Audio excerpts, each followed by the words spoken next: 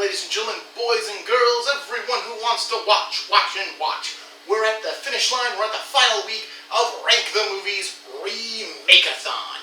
That's right, we're talking about the final set of remakes I want to talk about, and that is 1990s TV miniseries It, starring Tim Curry, and the 2017 and 2019 films It and It Chapter 2.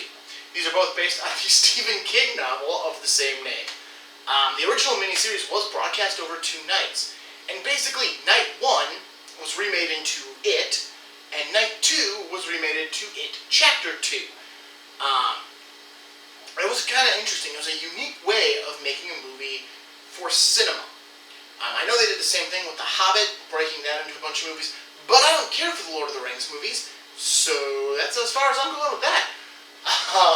But no, it was a unique idea. Instead of giving me a 4-hour movie that no one wants to sit through, give you 2 2-hour movies, or 2 hours-ish movies that, you might actually sit through.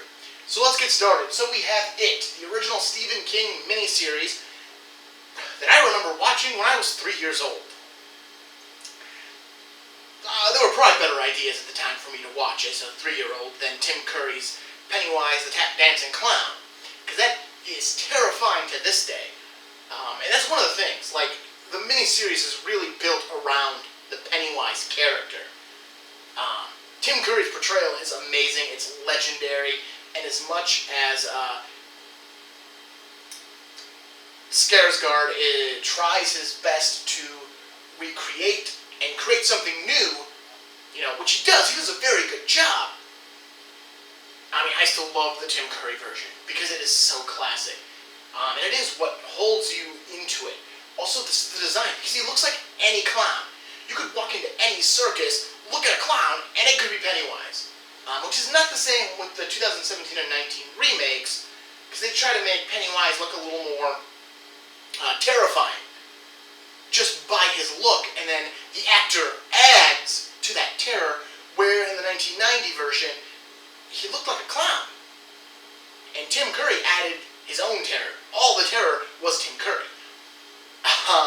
But I enjoy the 1990 version. I'll sit down and watch it to this day, and really enjoy it. And I'll sit and watch the whole thing.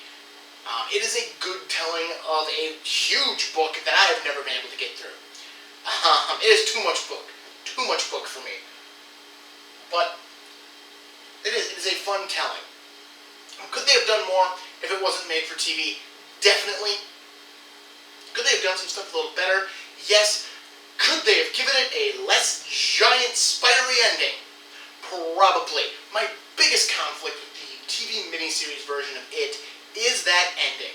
Because again, you are so connected and you're so drawn in by the Pennywise character that in the end, when it's just a giant spider, it's a letdown. It is a giant letdown. Because you don't want to see a spider, you want to see him beat the clown. You want to see the clown defeated. And they go, well, in the first part they defeated the clown. No, the clown went to sleep. Hence why there's a second part. The clown wasn't defeated. The clown just stopped killing for a period of time. They're killing the clown now. But no, they're killing a spider. So that was, and still is, my biggest gripe with the TV miniseries is the stupid spider. Moving to the 2017-19 version, It Chapter 2, obviously, got to learn from that, and although it is still the giant spider, spoiler alert, it is still the giant spider, however, they used CG and makeup so that at least the torso of Pennywise is the top of this giant spider. It's basically Pennywise's torso instead of legs. He's the giant spider piece. So at least they're still fighting Pennywise, and that connection is still there. Because again, you basically get a whole new set of characters in each movie, even though you're just going from the child versions of these people to their adult counterparts. The biggest problem is, however, you're changing actors. Now, the TV miniseries tried to help this along by actually having the adult version of the actors show up and making the entire movie a flashback. So you'd see one of them finding out that they need to come back to Derry and fight Pennywise, and then they'd flash back to another part of that story of them as a kid. So that when you get to the second one, you're at least familiar with all the adult actors who they're supposed to be playing, and how they're still connected to those child versions. Whereas It Chapter 2, they didn't do that. The first movie isn't a flashback. It is literally told as though it takes place at the exact point in time that it happens in. So all you get are the child actors, and the movie ends, and all you've had are the child actors. The second movie begins, we're now jumping forward in time to when they're adults, and now they're played by the adult actors. And they try to use flashbacks to remind you of the kids. They try to use flashbacks to help make that connection. But unfortunately, you're telling parts of this story that should have been told back in the first one, because that's when we cared about the kids. That's when it was about the kids' adventure. Now you're in the second one, and it's about the adults' adventure. You made it very clear. The first part is the kids' adventure, which is why you don't see their older forms. That, and they hadn't cast the older forms yet. And they were being, just in case the movie flopped, they didn't want to make everyone know there was a second one, and it never happened.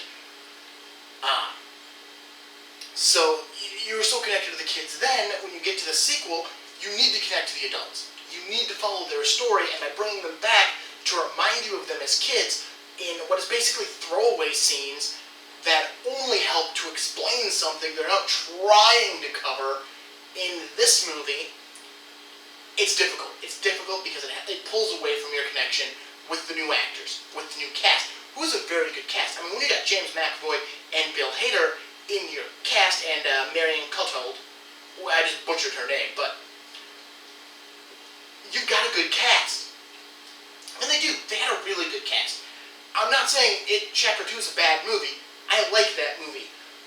I'm just saying, it does. It was a perspective thing that kind of gets lost within the movie. Because again, you want to connect it to the adults at this point. The kids got their movie. You saw what happened in their childhood. Now you just want to see those after effects and how they've grown into these adults. But because, you got a 2-year gap and a completely different movie, you need to try. And they tried. I'm not sure what would have worked. I'm not sure how it would have worked.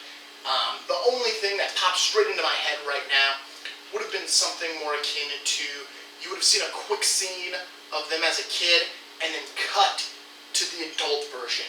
Just so you make the connection that this is the adult version of this person, and now we're going to follow this adult story through. And then, when you meet the next one for the first time, you do the same thing. Quick scene of them from a kid, like a 30-second thing, and then, okay, now we're in with the adult. I think that might have saved it, that element of the story. Because I felt like they still leaned too hard on them being kids. And yes, what happened to them as kids is totally traumatic, and is a huge factor on them as an adult, but we've seen all that. We've seen that play out. We've seen that trauma. We spent 2.5 hours watching that trauma. Now we want to see the healing, which is what the second movie is. It's them coming back as adults, it's them facing those childhood fears, and slaying the murderous clown. And that's what you want with this film. When you do it that way. Again, the miniseries had a lot more, could get away with more, because you watched one night and the next night you watched the next part, so everything was still super fresh in your mind.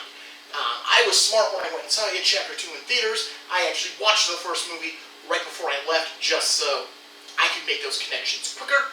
But not everyone can spend 5 hours of a day watching, these two movies. Again, they're very good.